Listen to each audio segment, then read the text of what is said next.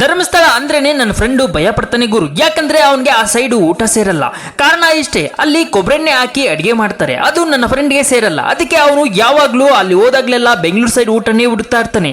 ಇದೇ ರೀತಿ ನಿಮಗೂ ಪ್ರಾಬ್ಲಮ್ ಇದ್ರೆ ಬನ್ನಿ, ಈ ವಿಡಿಯೋದಲ್ಲಿ ನಾನು ಬೆಂಗಳೂರು ಸೈಡ್ ಸಿಗುವ ಊಟ ಮತ್ತೆ ಕೊಬ್ಬರಿ ಎಣ್ಣೆ ಹಾಕದೆ ಅಡಿಗೆ ಮಾಡುವ ಹೋಟೆಲ್ನ ತೋರಿಸ್ತೀನಿ. ಧರ್ಮಸ್ಥಳದಲ್ಲಿ Sahyadri hotel rooms opposite Ayodhya ಸಸ್ಯಾಹಾರಿ ಹೋಟೆಲ್ ಇದೆ. ಇಲ್ಲಿ ನಾವು ಹೋಗಿ ಬೆಂಗಳೂರು ಸೈಡ್ ಊಟ ಸಿಗುತ್ತಾ ಅಂತ ಕೇಳಿದ್ರಿ. ಅದಕ್ಕೆ ಅವನು ಪಕ್ಕ ಬೆಂಗಳೂರು ಸೈಡ್ ಊಟ ಸಿಗುತ್ತೆ ಅಂತಂದ. ಇನ್ನು ಅಲ್ಲಿ ಕೊಟ್ಟಂತ ರೋಟಿ ಮತ್ತೆ ಎಣ್ಗಾಯಿ ಕರಿ ಕಾಂಬಿನೇಷನ್ ಅಂತೂ ಸೂಪರ್ ಮಸ್ತ್ ಇತ್ತು ನೋಡಿ.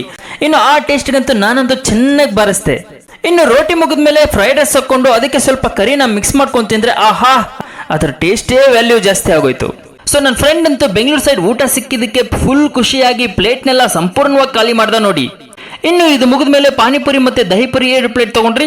ಪಾನಿಪುರಿ ಅಂತೂ ಸ್ವಲ್ಪ ಟೇಸ್ಟ್ ಕೆಟ್ಟೋಗಿತ್ತು, ಯಾಕೋ ಇಷ್ಟ ಆಗ್ಲಿಲ್ಲ ನೋಡಿ. ದಹಿಪುರಿ ಅಂತೂ ಸೂಪರ್ ಇತ್ತು, ಮಸ್ತ್ ಆಗಿತ್ತು, ಇನ್ನು ತಿನ್ಬೇಕು ಅನಿಸ್ತಿತ್ತು. ಇನ್ನು ನಮ್ಗಂತೂ ಧರ್ಮಸ್ಥಳದಲ್ಲಿ ಮರುಭೂಮಿಯಲ್ಲಿ ನೀರು ಸಿಕ್ಕಿದ್ದಂಗಾಯ್ತು, ಯಾಕಂದ್ರೆ ಬೆಂಗಳೂರು ಸೈಡ್ ಊಟ ಸಿಕ್ಕಿದ್ದಕ್ಕೆ. ಇನ್ನು ನಿಮ್ಗೇನಾದ್ರೂ ನಮ್ ಬೆಂಗಳೂರು ಸೈಡ್ ಊಟ ಮಾಡಬೇಕು ಅಂತಂದ್ರೆ ಧರ್ಮಸ್ಥಳದಲ್ಲಿ ಕಣ್ಣು ಮುಚ್ಕೊಂಡು ಬನ್ನಿ ಅಯೋಧ್ಯೆ ಹೋಟೆಲ್ಗೆ.